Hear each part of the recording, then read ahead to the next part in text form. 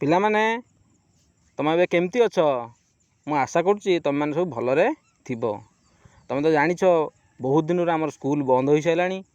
କାହିଁକି ନା ଏଇ ବିଶ୍ୱକୁ ସମଗ୍ର ବିଶ୍ୱକୁ ଏଇ କରୋନା ମହାମାରୀ ଅତିଷ୍ଠ କରିସାରିଲାଣି। ଯାହାଫଳରେ କି ଆମେ ଭିତରେ ସମସ୍ତେ ଡିଷ୍ଟାନ୍ସ ରହୁଛନ୍ତି।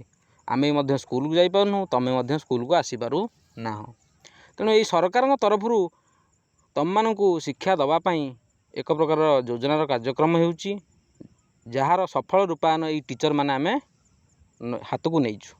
ତେଣୁ ଏହା ହେଉଛି ଅନଲାଇନ୍ ଶିକ୍ଷା, ଯାହାଫଳରେ କି ତୁମେ ଏଇ ଅନଲାଇନ୍ ଶିକ୍ଷା ମାଧ୍ୟମରେ ତୁମେ କିଛିଟା ଯେଉଁ ପାଠପଢ଼ାରୁ ବଞ୍ଚିତ ହୋଇଯାଉଥିଲ, ତୁମକୁ କିଛିଟା ପାଠପଢ଼ା ଆମେ ଯୋଗାଇ ଦେବୁ। ବୁଝିପାରିଲ? ତେଣୁ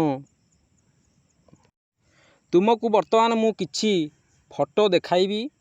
ତୁମେ ଏଇ ଫଟୋ ମାଧ୍ୟମରେ ମୋତେ କହିବ ଯେ ଏଇ ଫଟୋରେ କ'ଣ ହେଉଛି। ବୁଝିପାରିଲ? ବର୍ତ୍ତମାନ ଦେଖ, ବର୍ତ୍ତମାନ ତୁମକୁ ଗୋଟେ ଫଟୋ ମୁଁ ଦେଖେଇଲି। ବର୍ତ୍ତମାନ କୁହ ଯେ ଏଇ ଫଟୋରେ କ'ଣ ହେଉଛି। ଦେଖିପାରୁଛ କ'ଣ ହେଉଛି? ନା ଗୋଟେ ଛୁଆଟି ତା ମା ପାଖରେ ବସି ପାଠଟିଏ ପଢ଼ୁଛି। ବୁଝିପାରିଲ? ବର୍ତ୍ତମାନ ଦ୍ୱିତୀୟ ଫଟୋ ତୁମକୁ ଦେଖାଉଛି। ଏଇ ଫଟୋରେ କ'ଣ ହେଉଛି ଦେଖ, ଯେ ମାଆଟି ରୋଷେଇ କରୁଛି। ତୁମ ମାଆ ମାନେ ସବୁ ତୁମ ଘରେ ରୋଷେଇ କରନ୍ତି ନା ନାହିଁ? ତେଣୁ ଏ ମାଆଟି ତାଙ୍କ ଘରେ କ'ଣ ରୋଷେଇ କରୁଛି। ଏ ଫଟୋରେ କ'ଣ ହେଉଛି ନା ପରିବାରରେ ବାପା ମା ଭାଇ ଭଉଣୀ ସମସ୍ତେ ଯେମିତି ଆମେ ମିଶିକି କରି ଚଳି କରି ଖାଆନ୍ତି। ତେଣୁ ଏଇ ଫଟୋରେ ସେୟା ହେଉଛି ଯେ କ'ଣ ହେଉଛି ନା ପିଲା ଏବଂ ତା ଭାଇ ମା ଭଉଣୀ ସମସ୍ତେ ମିଶିକରି ଖାଉଛନ୍ତି। ସେହିପରି ଭାବରେ ଏ ଫଟୋରେ କ'ଣ ହେଉଛି କିଏ କହିପାରିବ? ହଉ, ତେଣୁ ଏ ଫଟୋରେ କ'ଣ ହେଉଛି ନା ଠିକ୍ କହିছে। ତେଣୁ ଏ ଫଟୋରେ ହେଉଛି ପରିବା ଲୋକମାନେ ଯାଇ ମାର୍କେଟରୁ କିଣୁଛନ୍ତି। ବୁଝିପାରିଲ? ତେଣୁ ମାର୍କେଟରୁ ପରିବା ସମସ୍ତେ, ତୁମେ ତ ଯାଉନଥିବ, ତୁମ ବାପା ମାନେ ସବୁ ଯାଉଥିବେ। ତେଣୁ ପରିବା ମାର୍କେଟରେ ଏହିପରି ଭାବରେ ପରିବା ଲୋକମାନେ ସବୁ ଆଣନ୍ତି। ତାପରେ ତୁମକୁ ବର୍ତ୍ତମାନ ଦେଖ, ଲୋକମାନେ ଧାଡ଼ି ହେଇକି ବ୍ୟାଗ୍ ଧରିକି ଗୋଟେ ଦୋକାନ ଆଗରେ ଠିଆ ହେଇଛନ୍ତି। ସେ କ'ଣ କରୁଛନ୍ତି କିଏ କହିପାରିବ? ସେ କ'ଣ କରୁଛନ୍ତି? ସେ ଏଠି ସଉଦା ସଂଗ୍ରହ। ଏଇ ଫଟୋରେ କ'ଣ ହେଉଛି କିଏ କହିପାରିବ? ସମସ୍ତେ ମୁଣ୍ଡରେ କଳସୀ ଧରିଛନ୍ତି ଏବଂ ଗୋଟିଏ କୂଅ ପାଖରେ ଠିଆ ହେଇଛନ୍ତି, ନାଇଁ କି? କ'ଣ କରୁଥିବେ ସିଏ? ନା ପାଣି ଆଣୁଥିବେ, ନାଇଁ କି? ତୁମେ ସବୁ ପାଣି ଆଣୁଛ। କେମିତି ଆଣୁଛ? ନା କିଏ ନାଳକୁ ଯାଉଛି, କିଏ ଟ୍ୟୁବୱେଲ୍ ଯାଉଛି। ତେଣୁ ଏଠି କ'ଣ ସେମାନେ କୂଅରୁ ପାଣି ଆଣୁଛନ୍ତି। ଏଠି କ'ଣ ହେଉଛି ସେହିପରି ଭାବରେ ଟ୍ୟାପ୍ରୁ ପାଣି ଆଣୁଛନ୍ତି, ନାଇଁ କି? ଏଠି କ'ଣ ହେଉଛି ବର୍ତ୍ତମାନ ଦେଖ, ଗୋଟେ ମନ୍ଦିର ସାମ୍ନାରେ ସମସ୍ତେ ରୁଣ୍ଡୀଭୂତ ହୋଇଛନ୍ତି। କାହିଁକି ନା ଠାକୁରଙ୍କୁ ଲୋକମାନେ ଦର୍ଶନ କରୁଛନ୍ତି। ବୁଝିପାରିଲ? ଏଠି କ'ଣ ହେଉଛି ସେହିପରି ଭାବରେ ଠାକୁରଙ୍କୁ ମଧ୍ୟ ଦର୍ଶନ ହେଉଛି। ଏଇଟା ତ ସମସ୍ତେ ଜାଣିପାରୁଥିବ କ'ଣ ହେଉଛି।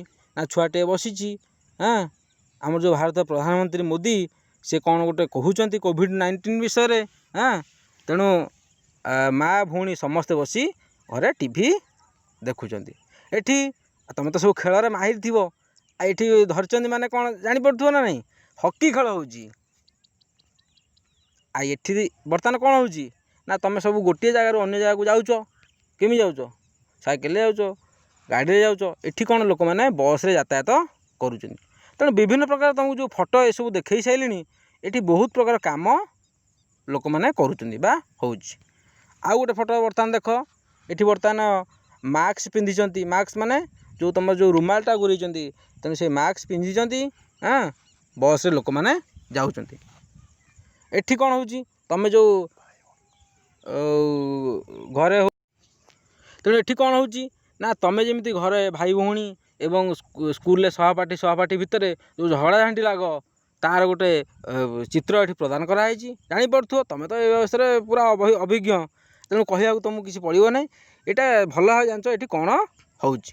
ତେଣୁ ଏସବୁ ବହୁତ ପ୍ରକାର ତୁମକୁ ଯେଉଁ ଫଟୋ ଦେଖେଇଲି, ତେଣୁ ତୁମେ ଜାଣିଲ କ'ଣ ନା ଏଠି ସବୁ ସ୍ଥାନରେ କିଛି କିଛି କାମ ହେଉଛି ନା ନାହିଁ? ତେଣୁ ତୁମକୁ ବିଭିନ୍ନ ପ୍ରକାର ମୁଁ ତୁମକୁ ଫଟୋ ଦେଖେଇ ସାରିଲିଣି। ଏଇ ଫଟୋ ଗୁଡ଼ାକରୁ ତୁମେ କିଛି କାମ ବିଷୟରେ ଧାରଣା ପାଉଛ। ବିଭିନ୍ନ ପ୍ରକାର କାମ ହେଉଛି, ଟି ଭି ଦେଖା ହେଉଛି, ଲୋକମାନେ ରାସ୍ତାରେ ଯାଉଛନ୍ତି, ସଉଦା କିଣା ହେଉଛି, ବହିପତ୍ର ବର୍ତ୍ତମାନ ପରିବାପତ୍ର ଲୋକମାନେ କିଣୁଛନ୍ତି। ବିଭିନ୍ନ ପ୍ରକାର ଯେଉଁ କାମ ଗୁଡ଼ା ତୁମେ ଜାଣିଲ, ସମ୍ୟକ ଧାରଣା ପାଇଲ। ତେଣୁ ତୁମ ସାମ୍ନାରେ ଗୋଟେ ପ୍ରଶ୍ନ ମୁଁ ଦେଇଛି। କ'ଣ ଦେଇଛି ନା, ଦେଖ ତୁମ ଆଖପାଖରେ ହେଉଥିବା କେତେ ଗୁଡ଼ିଏ କାମର ତାଲିକା କରିପାରିବ। ତେଣୁ ଏସବୁ ଯେଉଁ କାମ ତୁମକୁ ବିଭିନ୍ନ ପ୍ରକାର କାମ ଦେଖା ସରିଲାଣି, ତୁମେ ତ ଧାରଣା କିଛି ପାଇସାରିଗଲ ନା। ତେଣୁ ବର୍ତ୍ତମାନ ତୁମେ ଯେଉଁ କାମ ଗୁଡ଼ା ମୁଁ ତୁମକୁ ଦେଇଛି, ବର୍ତ୍ତମାନ ଯେଉଁ କୋଶ୍ଚିନ୍ଟା ଦେଇଛି, ସେଇ କୋଶ୍ଚିନ୍ର ଆନ୍ସର୍ ବା ତୁମେ କିଛିଟା କାମର ତାଲିକା କର। ହଉ, ତେଣୁ ପିଲାମାନେ, ମୁଁ ତୁମକୁ ତ ବହୁତ ଧାରଣା ଦେଇସାରିଲିଣି ଏ କାମ ବିଷୟରେ। ଆମ ଆଖପାଖରେ ବହୁତ ପ୍ରକାର ଯେଉଁ କାମ ହେଉଛି ତା'ର ଫଟୋ ମାଧ୍ୟମରେ ମୁଁ ତୁମକୁ ଦର୍ଶାଇ ସାରିଲିଣି। ତେଣୁ ଏ ବିଷୟରେ ତୁମେ କିଛିଟା, ମୁଁ ଜାଣୁଛି ଯେ ତୁମେ ଏ ବିଷୟରେ କିଛି ଧାରଣା ପାଇସାରିଥିବ।